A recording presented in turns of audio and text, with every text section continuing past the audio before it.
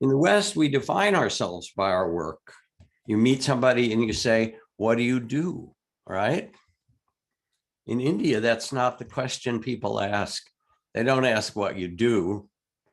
They ask, which gods do you worship? Are you a follower of Shiva or Saraswati, the goddess of education, of Ram and Sita, or of Ganesh, the remover of obstacles? And every Indian taxi has a little altar on top of the dashboard. I love it. You get to see who their life is oriented around. And I remember living in Bali, and the driver that was taking me around had a brand new Suzuki Kijang. It was sort of like the Balinese equivalent of a Land Rover, shiny, and he was very proud of it. And we went down to one of these great kind of canyons and up again, and there was a highway, a road to cross. And before we crossed it, he honked his horn, which is done a lot in Bali anyway. And I said, are you honking the horn because you have this big new car and you want to protect it and make sure that it's okay? And he said, oh, no, I am blowing the horn to let the gods know that I'm about to cross the street so that they will keep me and everyone else safe. It's just a different way of working when your taxi driver honks the horn, not for you, but for the gods.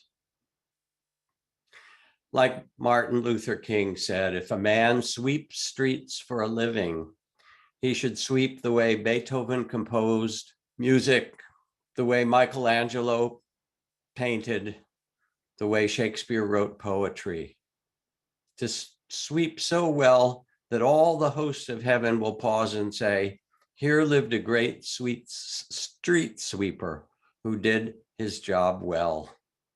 There's something kind of remarkable about that statement because it has in it a kind of human dignity that we all can feel. And even if you have, as many of you do, 1,000 meetings, as my grandmother would say, oy vey, 1,000 meetings. You have 1,000 customers or 1,000 students over the years. Right Livelihood asks, can we do this in a way that brings blessings to ourselves and to the whole? Thomas Merton put it this way, because he was a writer, that was his work along with being a monk. He said, if you write for God, you will reach many people and bring them joy and awakening. And if you write for others, you may make some money and may give someone a little joy and make a noise in the world for a little while. And if you write for your own self-promotion, you can read what you've written, and after 10 minutes, you'll be so disgusted you'll wish you were dead. Merton, of course, was witty as well as wise. But we can pause and reflect on our own work. Does it contribute to well-being, our own and that of others? When do you bring, or how could you bring loving awareness into your work? When are you able to do so? When do you lose it? What happens when there's loving awareness? How is your work then? And when you lose it, can you see this too with loving awareness, without judgment, just making it conscious?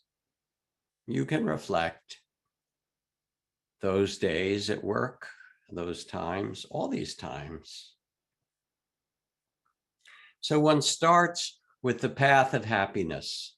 This is how to make work happy, to give it meaning, to deliver your cargo, to bring loving presence, no matter what it is, even if you're sweeping streets or answering emails.